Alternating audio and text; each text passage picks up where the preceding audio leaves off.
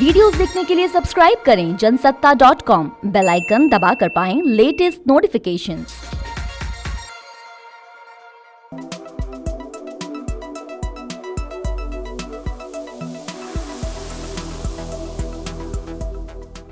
Pegasus जासूसी एक ऐसा जिन्न भारतीय राजनीति में आ गया है जो इन दिनों संसद की कार्यवाही में रोड़ा बन रहा है। केंद्र की मोदी सरकार की पहले ही कृषि कानून और कोरोना वायरस ने परेशानियां बढ़ा रखी थी। इस बीच संसद का मानसून सत्र चालू हुआ और पेगासस जैसी जासूसी कांड सामने आ गया। अब इन तीनों मुद्दों पर विपक्ष एक मंच पर खड़ा नजर आ रहा है।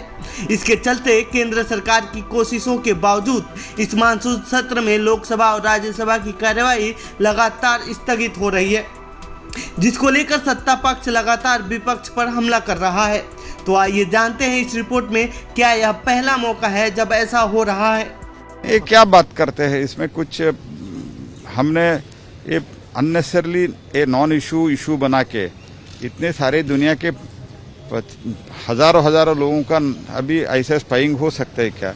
There should be and what Rahul Gandhi talks he doesn't understand, that is his basic problem.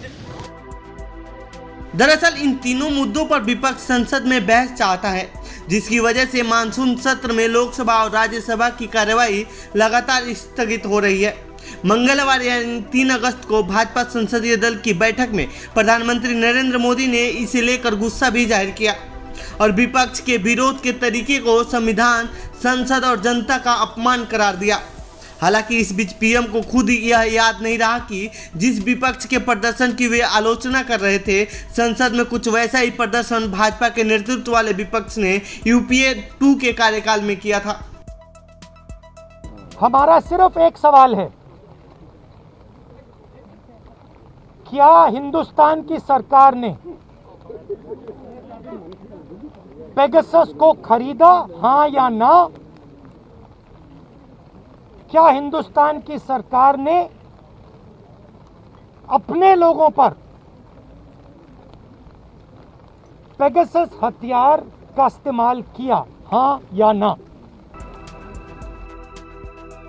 गौरतलब है कि भाजपा ने कांग्रेस के नेतृत्व वाले यूपीए गठबंधन के दौरान 10 साल यानी 2004 से लेकर 2014 तक मुख्य विपक्षी दल की भूमिका निभाई थी, जहां मनमोहन सरकार के पहले कार्यकाल में संसद की कार्यवाही सामान्य स्तर पर चली थी। वहीं यूपीए 2 के दौरान विपक्ष सरकार पर हावी रहा। खासकर भाजपा ने तो इस दौरान सरकार पर जमकर हमला बोला था। गैर लाभकारी संस्था PRS लेजिस्लेटिव रिसर्च की उस दौरान की स्टडी में सामने आता है कि 2009 से 2014 के बीच 15वीं लोकसभा का कामकाज पिछले 50 सालों से सबसे खराब था। तब बीजेपी संसद नहीं चलने के लिए सरकार को जिम्मेदार मान रही थी और जब बीजेपी सत्ता में है तो संसद नहीं चलने का ठिकरा विपक्ष पर फोड़ रही है। सरकार में इसको ईगो की बात नहीं बतानी चाहिए। संसद को चलाने का काम सरकार का भी है और सरकार इस तरह के निर्णय करती है तो जनता के प्रतिरोध का हम हाउस में उसका एक्सप्रेशन करेंगे। सरकार अगर ईमानदारी से सोचने की कोशिश करती है तो इस पूरे मामले को स्टे करे, स्थगित करे, सस्पेंड करे। हाउस में महंगाई की चर्चा है, काले धन की चर्चा है, होनी चाहिए, देश अपेक्षा करता है, लेकिन सरकार की पूरी नीति क्या है यह समझ में नहीं आ रहा। बताया जाता है कि उस दौरान भ्रष्टाचार के आरोपों में घिरी कांग्रेस पर हर दिन ही भाजपा का हमला होता था। इसके चलते सत्र के बाद सत्र स्थगित होने का सिलसिला जारी रहा। भाजपा ने खुद इस तरह के प्रदर्शन को लोकतंत्र का ही एक रूप बताया था। भारत के हित की बात आई, हमने समझौता नहीं किया। फार्म रिफॉर्म में, एग्रीकल्चर रिफॉर्म में सब्सिडी को हटाने की बात थी, आपको मालूम है, WTO ने, हम नहीं झुके, चाहे वो दोहा राउंड हो या बाकी राउंड हो। उसी प्रकार से इन्वायरमेंट का विषय आया तो अंतर्राष्ट्रीय दबाव था एमिशन कट पर, हम नहीं झुके। तो FDI का आना खुदरा में देश हित में नहीं है, ये कांग्रेस के लोगों को समझना पड़ेगा और हम देश के हित में अपनी बात उठाते रहेंगे। सदन को चलाने का काम सरकार का है। साल 2012 वह दौर था जब कांग्रेस कोल ब्लॉक आवंटन से जुड़ी अनियमितताओं को लेकर आरोपों का सामना कर रही थी। इस दौरान भाजपा के प्रदर्शन के चलते संसद के मानसून सत्र की उत्पादकता काफी नीचे रही थी। तत्कालीन प्रधानमंत्री मनमोहन सिंह ने तब भाजपा की हरकत को लोकतंत्र का प्रतिवाद कहा था। देश की जनता जहां एक और संसद सत्र का इंतजार करती है, कि जनता से जुड़े हुए मुद्दों को सभी राजनीतिक दलों के सांसद सदन के अंदर उठाए। आज भी लगभग 18 से ज़्यादा प्रश्नों के उत्तर हुए।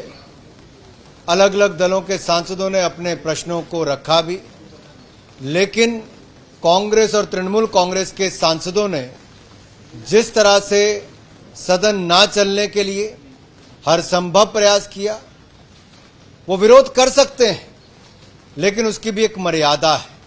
मर्यादाओं को तोड़ने का काम आज जो कांग्रेस और तृणमूल कांग्रेस के सांसदों ने किया है, उसकी जितनी निंदा की जाए उतनी कम है। तब लोकसभा में नेता प्रतिपक्ष रही सुषमा स्वराज ने कहा था कि संसद न चलने देना भी एक तरह का लोकतंत्र है। उधर तब राज्यसभा में विपक्ष के नेता रहे अरुण जेटली ने कहा था कि संसद की कार्रवाई रोकना सरकार को जिम्मेदार ठहराने के बराबर है। भाजपा का कहना था कि वह यह प्रदर्शन कांग्रेस नेताओं पर भ्रष्टाचार की जांच कराने और जिम्मेदार मंत्रियों और प्रधानमंत्री के इस्तीफे के लिए कर रहे हैं।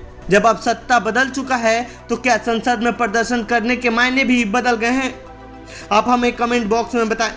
साथ ही यह भी बताएं कि संसद में बहस को लेकर आप क्या सोचते हैं। बाकी देश दुनिया की खबरों के लिए बने रहिए जनसत्ता के साथ। धन्यवाद।